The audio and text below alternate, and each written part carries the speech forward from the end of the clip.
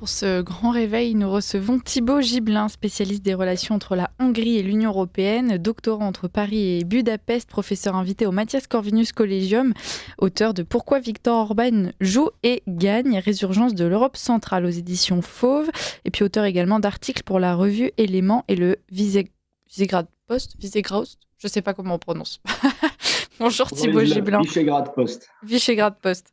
Merci Thibaut Gibelin d'être avec nous ce matin. Vous invitez pour parler de Roumanie, puisque vous vous êtes penché sur le sujet aussi récemment, avec cette arrestation du candidat Georgescu, alors qu'il était en taxi en train de se rendre dans les bureaux pour pouvoir déposer sa candidature pour les prochaines présidentielles. Il a été relâché le lendemain avec interdiction de s'exprimer dans la presse. Alors c'est des méthodes qui pourraient nous surprendre, nous Français, puisqu'on est habitués quand même à entendre toutes ces chansons qui nous expliquent que la démocratie est notre bien le plus précieux. Là, ça n'y ressemble pas tellement. Qu'est-ce qui se passe réellement en Roumanie, Thibaut Gibelin ? Eh bien, ce qui se passe en Roumanie, c'est que le système déraille et en fait à la sauce roumaine à Bucarest, comme il a déraillé la semaine passée également dans le bureau ovale aux États-Unis avec cette confrontation que le monde a observée avec stupéfaction entre Zelensky et le président Trump.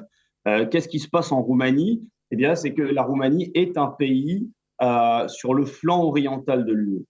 C'est un pays qui n'est pas constitutif de l'Occident. C'est un pays qui est comme rattaché à la machine économique européenne, à l'industrie allemande, mais avec une culture nationale qui est très singulière. La Roumanie, c'est un pays de langue latine, c'est un pays aussi de religion orthodoxe. C'est une vraie masse démographique, c'est 20 millions d'habitants avec un accès, une façade maritime sur la mer Noire. Et ça en fait de ce pays un pays à la fois très stratégique, très original, et qu'on a mis dans un cadre européen qui n'est pas facile à adapter. Voilà. Et il faut comprendre qu'en Roumanie, il y a un pouvoir profond qui s'appelle la Securitate, c'est les services secrets roumains, qui ont un pouvoir considérable, évidemment au-delà des façades électorales, etc. Ce qui s'est passé avec ce personnage tout à fait intéressant qui est Călin Georgescu, c'est qu'il est sorti de nulle part. Donc il n'appartient pas à des réseaux de pouvoir adoubés. Et il a créé la surprise au mois de novembre dernier, avec cette arrivée en tête au premier tour des élections présidentielles. Or, en Roumanie, le pouvoir présidentiel, c'est pas rien. C'est un régime semi-présidentiel, et notamment en termes de politique étrangère, le président a son mot à dire. La solution radicale qui a été trouvée, à 2 jours du deuxième tour, qui devait se tenir le 8 décembre, le 6 décembre, les 2 tours ont été annulés par la Cour constitutionnelle en alléguant que le choix des citoyens avait été trompé à cause de communication sur TikTok notamment, des fermes à trolls qui auraient égaré le jugement des Roumains. Or, dès le 23 décembre, le fisc roumain a finalement entériné la question. Il n'y a pas eu de financement russe, parce que c'était tout l'enjeu, c'était que c'était de l'ingérence russe. Il n'y a pas eu cette ingérence russe, et si l'argent qui a permis de nourrir ses comptes venait de Roumanie, c'était d'hommes proches du président sortant, de Klaus Iohannis. En fait, ce qu'il faut subodorer là-dedans, c'est que c'est un jeu parfaitement roumano-roumain, avec la volonté de diminuer le parti nationaliste de Georges Simeon, qui s'appelle AUR. Et donc, ce candidat, Călin Georgescu, devait être simplement devait diviser des voix nationales. Et en fait, il a pris une extraordinaire aura, soudainement, et c'est quelque chose qui est en train de bouleverser complètement la Roumanie de 2025. Alors, précisément, là, est-ce qu'il a été mis hors d'état de nuire, si je puis dire, ou bien est-ce que il va quand même pouvoir faire campagne, parce que s'il peut même pas s'exprimer dans la presse, a priori, du coup, il a même pas pu déposer sa candidature. Qu'est-ce qui va se passer ? Est-ce qu'il va être remplacé par une autre figure, mais du même camp ? Eh bien, non, justement, c'est là où c'est assez génial enfin, en termes d'ouverture historique qu'offre cette année 2025.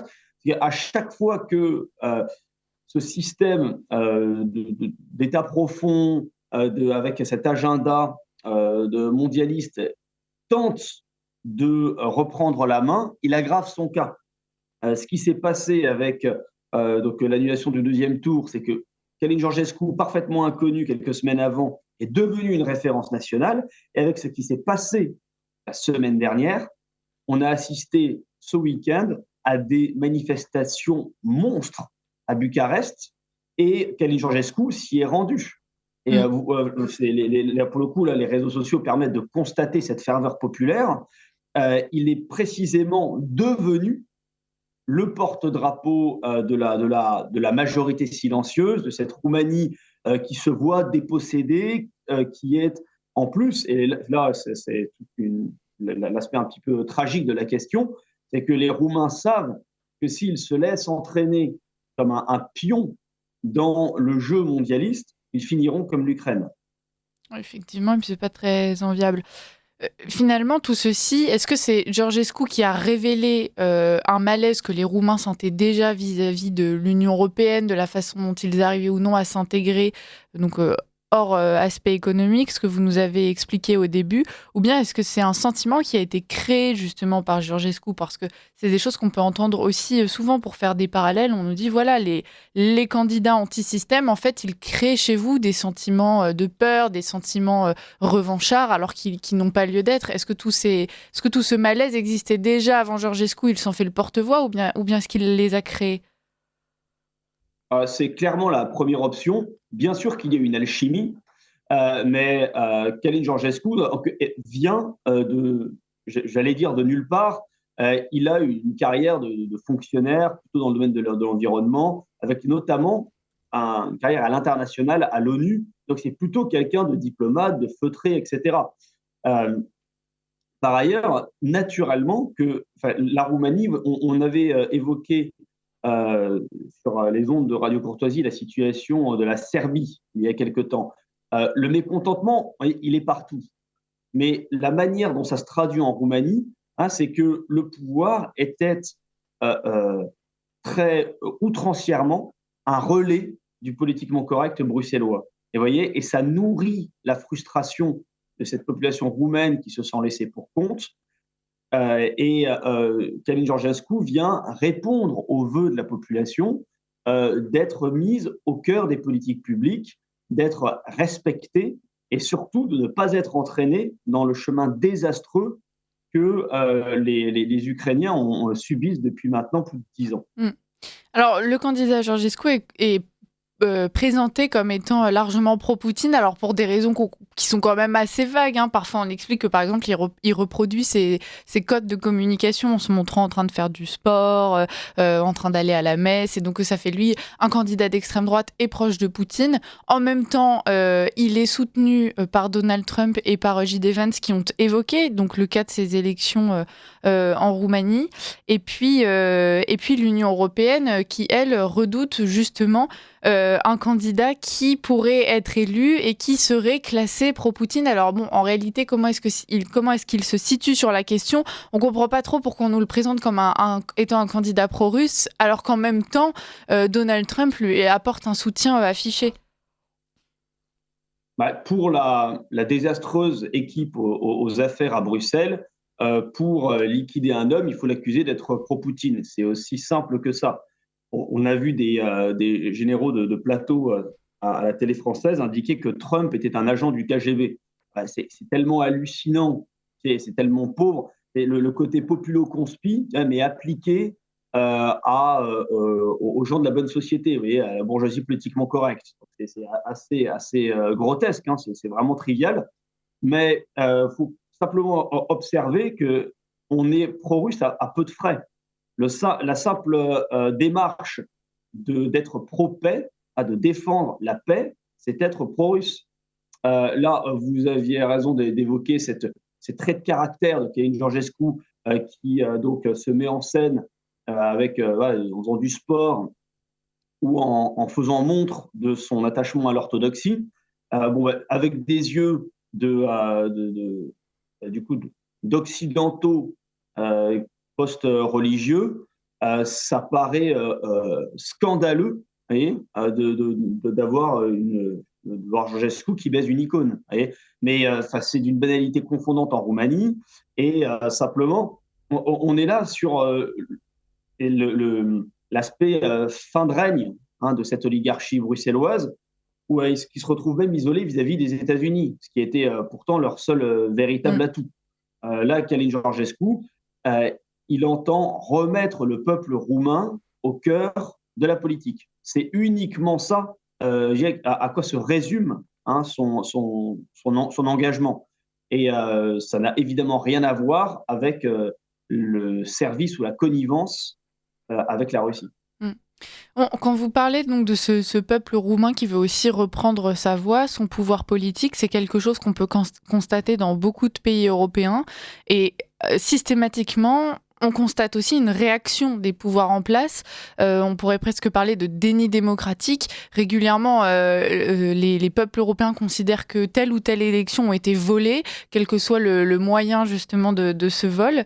Est-ce que l'Union européenne et l'Europe va devenir cette terre du déni démocratique avec, comme vous le disiez, cette caste bruxelloise, avec ses agents nationaux, bien sûr, c'est à travers ses présidents, ses ministres, etc., donc qui s'accrochent à un pouvoir qu'ils sont en train de perdre? Alors, on en prend évidemment le chemin depuis un moment. Cependant, il me semble que cette oligarchie bruxelloise n'était jamais que le relais de notre côté de l'Atlantique de l'État planétaire américain, de cet ordre unipolaire que George Bush père avait proclamé dès la fin de la guerre froide. Donc, maintenant que les États-Unis ont fait leur révolution interne et que novembre 2024 équivaut un peu à novembre 89 pour le mur de Berlin, l'UE, en tant qu'acteur mondialiste, est un canard sans tête. Et on le constate, là, il y a deux informations conjointes très récentes, que suite au déboire de Zelensky à la Maison-Blanche, les États-Unis décident de couper l'envoi de fonds à l'Ukraine, et en même temps, l'Europe décide de se lancer dans un programme d'armement, etc. Mais on n'est pas du tout sur un calendrier qui est tenable. Et l'Europe a été conçue par les élites mondialistes pour être impuissante et pour être l'impuissance organisée au cœur de l'Europe. C'est pas possible de prendre le relais de l'impérium américain. Et c'est simplement que par un effet d'inertie, on essaie de jouer la même carte, alors même que cette guerre vis-à-vis de l'Ukraine est parfaitement dépourvue de sens, si jamais on ne voit pas que c'était d'abord un intérêt américain de séparer la Russie de l'Europe. Donc je pense que cette dynamique européenne, euro-mondialiste ne va pas s'inscrire dans la durée. Il y a deux solutions. Soit ça va se casser la figure, et notamment sous le fait de tensions comme ce qui se passe en Roumanie ou ailleurs, soit l'Union européenne va devenir ce qu'elle devrait être, c'est-à-dire être le syndicat des intérêts des nations européennes. Et honnêtement, on en est très loin. Est-ce que cette arrestation de Georgescu, elle peut contribuer à sa notoriété politique, puisque il se présentait déjà comme le candidat anti-système, et là, cette arrestation, elle vient complètement valider cette posture. Il devient presque une espèce de martyr, de héros. Est-ce qu'aux yeux des Roumains, ça va pas être justement l'argument décisif, lui qui va se présenter comme le rempart face à ce système qui essaie de les brimer? Alors, c'est 100% le cas. Il faut bien imaginer la voie qui a été choisie en décidant de lui refuser la présidence, qu'il aurait très probablement remporté si le deuxième tour s'était tenu en décembre dernier. Il aurait été président, donc il n'aurait pas eu de pouvoir césarien. Il aurait simplement fait partie du jeu institutionnel, et tout un ensemble d'influences et de débats aurait permis peut-être de trouver une voie moyenne, et qui aurait en fait permis à ce système roumain de perdurer. Or, ce qui a été pris comme décision, c'est de le casser, et c'est même de faire un exemple en montrant que il est hors de question de contester d'un iota la marche à la guerre et au dépassement de la nation. Donc, Georgescu est maintenant, je vous l'évoquais, et nos éditeurs peuvent le voir hein, sur les réseaux sociaux, sur Twitter, beaucoup de choses circulent. Il En y a un quelques mouvement secondes. social considérable qui s'est mis en place. Et ce week-end a été une journée, enfin hier et samedi ont été des journées de grande mobilisation populaire en Roumanie. C'est des choses qu'on n'a pas vues depuis la chute de Ceausescu il y a 35 ans. On va finir sur ces mots. Merci beaucoup Thibaut Gibelin de nous avoir décrypté cette situation roumaine. On va continuer à la suivre et on vous réinvitera pour en parler. Merci, à très bientôt.